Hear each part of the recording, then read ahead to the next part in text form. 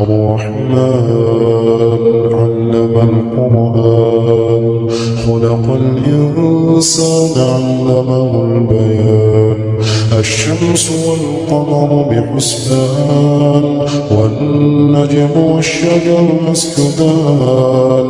والسماء رفعها ووضع الميزان ألا تطغوا في الميزان وأقيموا الوزن بالقسط ولا تخسروا الميزان والأرض وضعها للأنام فيها فاكهة والنخل ذات الأكمام والحب ذو العصف والريحان فبأي آلاء ربكما تكذبان خلق الإنسان من صلصال كالفخار وخلق الجان من مارج من نار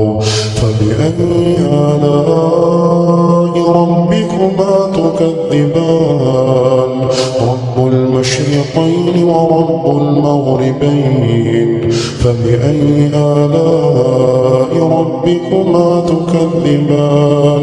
مرج البحرين يلتقيان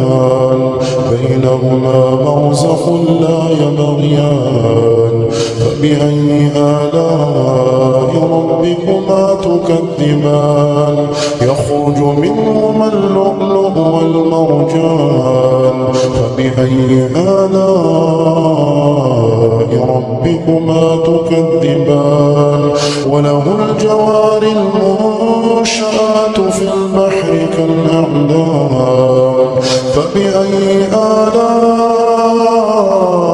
ربكما تكذبان كل من عليها فان ويبقى وجه ربك ذو الجلال والإكرام فبأي آلاء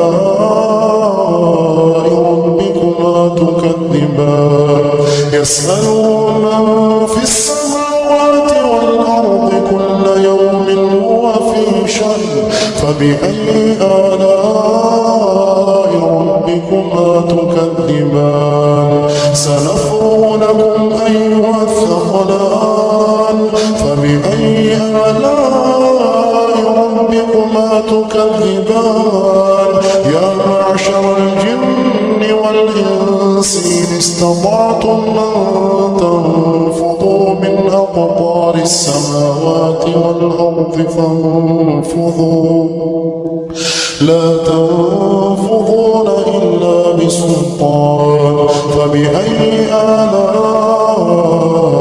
ربكما تكذبان يرسل عليكما شواظ من نار ونحاس فلا تنتصران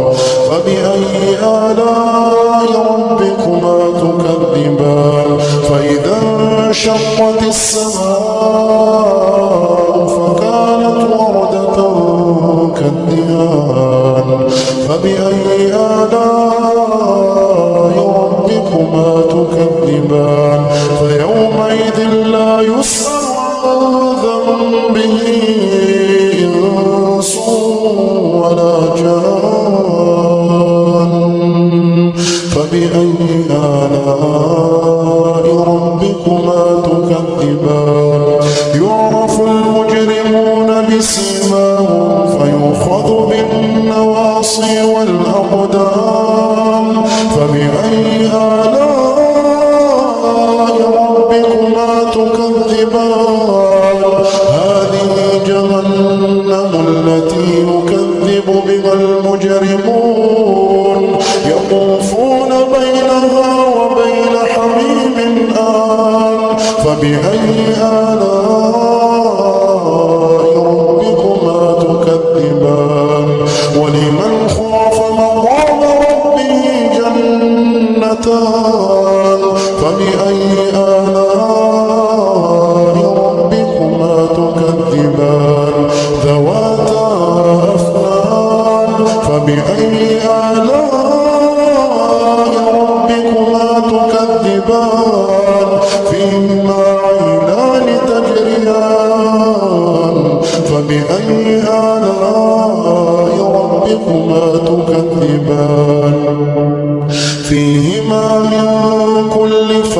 فاكهة زوجان فبأي آلاء ربكما تكذبان متكئين على فرش بطائنها من استبرق وجنى الجنتين دان فبأي آلاء ربكما تكذبان فيهن قاصرات الطرف لم يطمثهن إنس قبلهم ولا جان فبأي آلاء ربكما تكذبان كأنهن الياقوت والمرجان فبأي آلاء ربكما تكذبان هل جزاء الإحسان إلا الإحسان فبأي آلاء ربكما تكذبان ومن دونهما جنتان فبأي آلاء ربكما تكذبان مدهامتان فبأي آلاء ربكما تكذبان فيهما عينان نضاختان فبأي آلاء ربكما تكذبان فيهما فاكهة ونخل ورمان فبأي آلاء ربكما تكذبان فيهن خيرات حسان فبأي آلاء ربكما تكذبان حور مقصورات في الخيام فبأي آلاء ربكما تكذبان لم يطمثهن إنس قبلهم ولا جان فبأي آلاء ربكما تكذبان متكئين على رفرف خضر وعبقري حسان فبأي آلاء ربكما تكذبان تبارك اسم ربك ذي الجلال والإكرام